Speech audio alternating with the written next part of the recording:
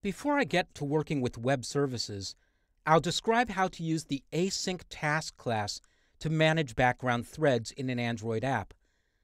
I'm working in the project asynctask, and I'll start in the main activity class.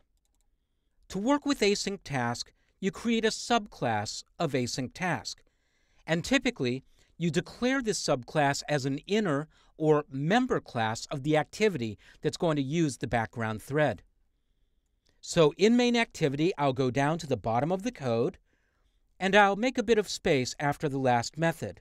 I'll declare a private class, and I'll name it myTask.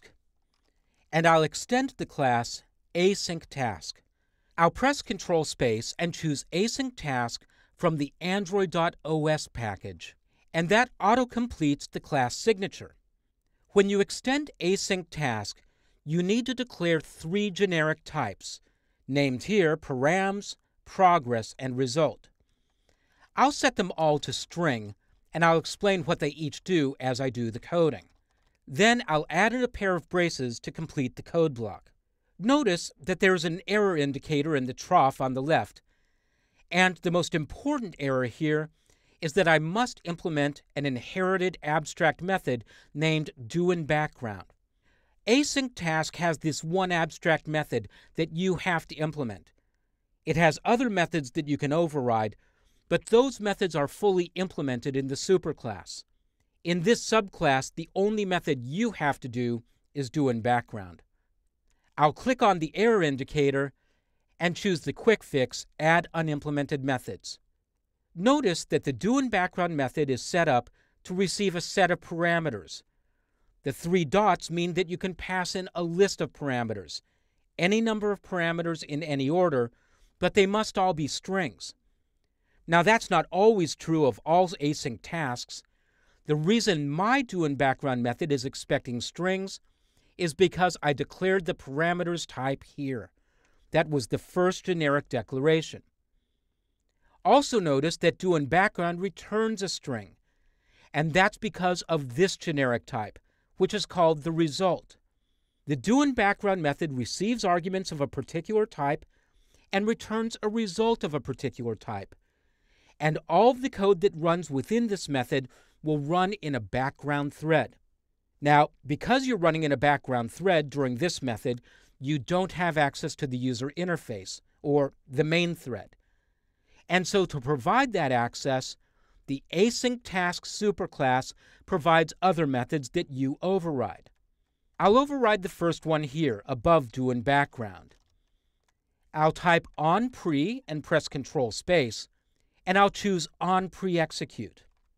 The onPreExecute method is executed before doInBackground. And unlike doInBackground, it has access to the main thread. So you can do anything in this method that you can do in the outer class. I'm going to get rid of the comment and also the call to the superclass's version of the method, and I'll replace that with a call to my custom method updateDisplay, and I'll pass in a literal string of starting task.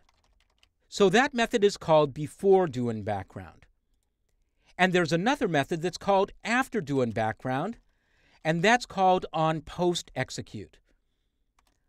OnPostExecute receives a result. The data type of the result is determined by this declaration.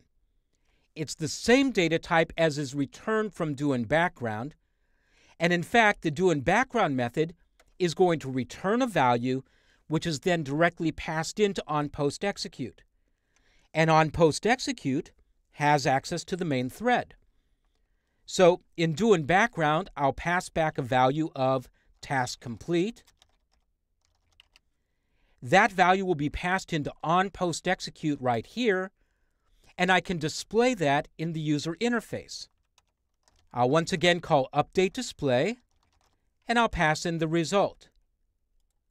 I'll get rid of the comment in the doInBackground method so that for the moment all I'm doing is returning a value. And now, before I can test this class, I have to create an instance of it and execute its code. To do that, I'll go to my onOptionsItem selected method. That's at line 33 of this code. I'll get rid of the code that's updating the display currently, and I'll create an instance of my task. I'll declare the data type my task. I'll create the reference variable named task, and I'll instantiate the class with a no-arguments constructor. Then I'll execute the task by calling an execute method.